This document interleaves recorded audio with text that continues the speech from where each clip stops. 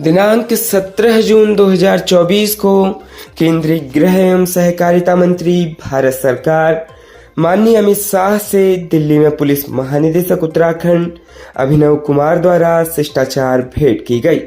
माननीय गृह मंत्री ने उत्तराखंड में लोकसभा चुनाव शांतिपूर्ण संपन्न कराने पर पुलिस महानिदेशक को बधाइयां प्रेषित करी।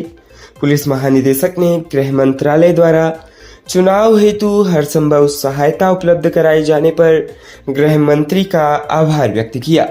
इस दौरान गृह मंत्री द्वारा राज्य में बढ़ती हुई वनाग्नि की घटनाओं को रोकने हेतु राज्य पुलिस द्वारा और सक्रिय भूमिका निभाई जाने की आवश्यकता पर बल देते हुए डीजीपी को त्वरित कार्रवाई करने हेतु निर्देश दिए।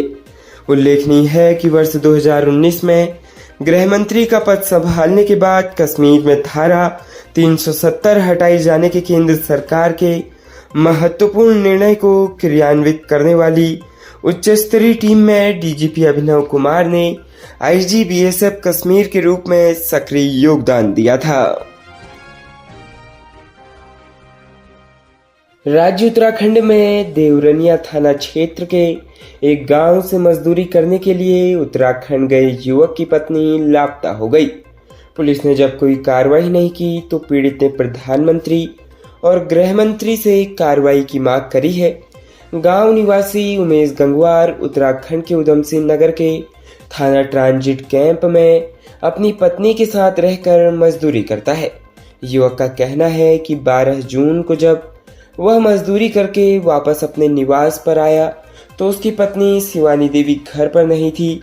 तलाश करने पर भी वह नहीं मिली तो वह संबंधित थाने में गुमशुदगी की रिपोर्ट दर्ज करने गया तो पुलिस ने कतई नहीं सुनी, जिस पर भारतीय जनता पार्टी नेता विपिन गंगवार ने प्रधानमंत्री, गृह मंत्री और उत्तराखंड के मुख्यमंत्री को सोशल मीडिया एक्स पर पोस्ट कर मामले में कार्रवाई की मांग करी है।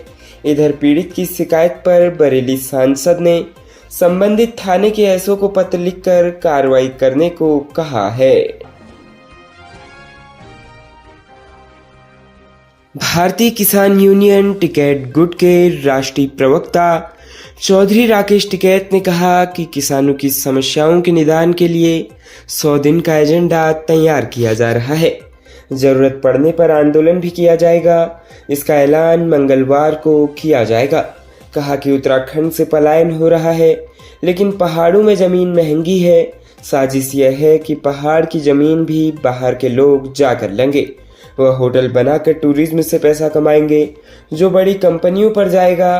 धर्मनगरी पर चल रहे यूनियन के राष्ट्रीय चिंतन शिविर किसान महाकुंभ पहुंचे राष्ट्रीय प्रवक्ता चौधरी टिकैत ने कहा कि चिंतन शिविर में किसानों की समस्याओं के हल के लिए पदाधिकारियों की ओर से रणनीति बनाई जा रही है।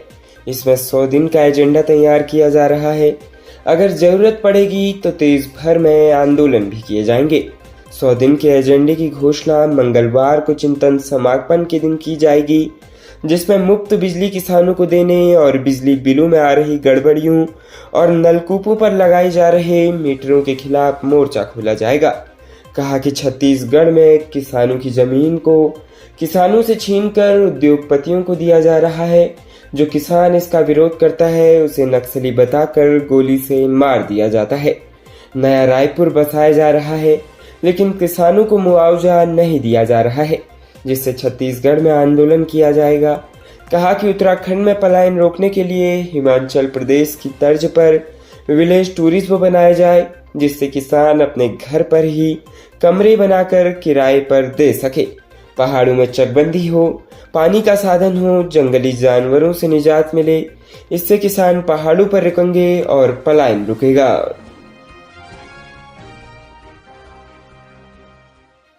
प्रदेश में उत्तराखंड बोर्ड की हाई स्कूल और इंटरमीडिएट की अंक सुधार परीक्षा 18 से 24 जुलाई तक होगी।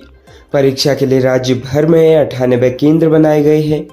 वर्ष 2023 के छात्र छात्राओं के लिए यह तीसरा व अंतिम एवं वर्ष 2024 के छात्र छात्राओं के लिए यह पहला अंक सुधार परीक्षा होगी। उत्तराखंड बोर्ड के हाई स्कूल के 2 और 12वीं के एक विषय में फेल छात्र छात्राओं को परीक्षा में पास होने के लिए 3 मौके दिए जा रहे हैं। 18 जुलाई से शुरू हो रही अंक सुधार परीक्षा सुबह 10 बजे से दोपहर 1 बजे तक होगी। इस दिन हाई स्कूल का हिंदी और इंटरमीडिएट की हिंदी, कृषि हिंदी, अंग्रेजी और संस्कृत की परीक्षा होगी। 19 जुलाई को हाई स्कूल की अंग्रेजी और इंटरमीडिएट की इतिहास, भूगोल, अर्थशास्त्र, गृह विज्ञान, ड्राइंग एंड पेंटिंग, राजनीति विज्ञान, समाजशास्त्र, शिक्षा शास्त्र, सैन्य विज्ञान की परीक्षा होगी।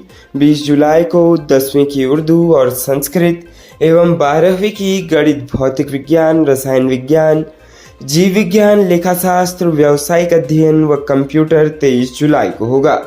10वीं के छात्रों की सुबह 10 से दोपहर 12 बजे तक रिटेल एवं सुबह 10 से दोपहर 1 बजे तक सामाजिक विज्ञान की परीक्षा होगी, जबकि 12वीं के छात्रों की कृषि सस्य विज्ञान प्रथम, कृषि वनस्पति विज्ञान द्वितीय, कृषि भौतिक एवं जलवायु विज्ञान तृतीय, कृषि गणित व प्रारंभिक सांख्यिकी पंचम, कृषि अर्थशास्त्र सप्तम, कृषि जंतु विज्ञान अष्टम, कृषि रसायन विज्ञान दसम की परीक्षा होगी। वहीं 24 जुलाई को 10वीं के छात्रों की विज्ञान विषय की परीक्षा होगी। दिव्यांगों को परीक्षा के लिए अतिरिक्त समय दिया जाएगा। राज्य उत्तराखंड के नैनीताल जनपद में होटल में ठहरे छात्रों ने ऐसी हरकत करी कि पुलिस भी हैरत में पड़ गई। इन छात्रों ने चेकआउट से पहले सफेद चादर में लपेटकर डेड बॉडी बना दी। इससे होटल के कर्मचारियों में हड़कंप मच गया। पुलिस मौके पर पहुंची तो सच्चाई सामने आई। पुलिस के अनुसार 15 जून 2024 को सरोवर नगरी स्थित एक होटल में रुकने आए 3 छात्र चेकआउट करने से पहले सफेद चादर में लपेटकर डेड बॉडी बनाकर चेकआउट कर चले गए।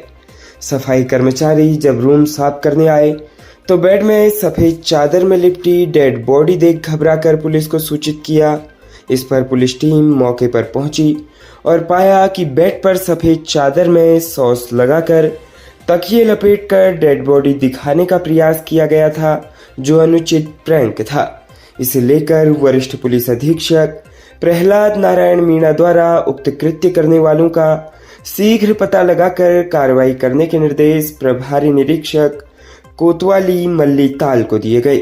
निर्देश पर प्रभारी निरीक्षक कोतवाली मल्लीताल हरपाल सिंह द्वारा कार्रवाई करते हुए होटल मालिक से पूछताछ की गई तो उसने बताया कि उस कमरे में 3 लोग रुके थे। सीसीटीवी एवं पूछताछ पर तीनों को रूम से भागते हुए देखा गया। सर्विलांस की मदद से जब उनकी लोकेशन ढूंढी गई तो वह मुक्तेश्वर निकली, जिस पर मुक्तेश्वर थाना प्रभारी को कार्रवाई हेतु सूचित किया गया। तीनों छात्रों द्वारा नकली डेड बॉडी बनाकर पुलिस को गुमराह किया गया और आपातकालीन सेवाओं में बाधा उत्पन्न की गई। इस पर तीनों छात्रों देवाशीष नायक पुत्र चंद्रमणि नायक, उज्जवल भारद्वाज पुत्र प्रदीप कुमार भारद्वाज और दिव्या सोन पुत्री लोकेंद्र कुमार सोन निवासी शालीमार गार्डन साहिबाबाद दिल्ली का पुलिस एक्ट में चालान किया गया। साथ ही उन्हें कड़ी चेतावनी भी दी गई है। पुलिस ने लोगों से अपील की है कि वह ऐसी अनुचित और गैर जिम्मेदाराना हरकतों से दूर रहें। इस प्रकार की गतिविधियां न केवल कानूनी रूप से दंडनीय है, बल्कि इससे वास्तविक आपातकालीन सेवाओं में भी बाधा उत्पन्न होती है, जिससे अन्य जरूरतमंद लोगों की जान को खतरा हो सकता है। खबरों में बने रहने के लिए धन्यवाद। खबरों से प्रकाशित रहने के लिए कुमाऊनी कुटुंब को सब्सक्राइब करना न भूलें तथा खबरों को शेयर कर सहयोग प्रदान अवश्य करें।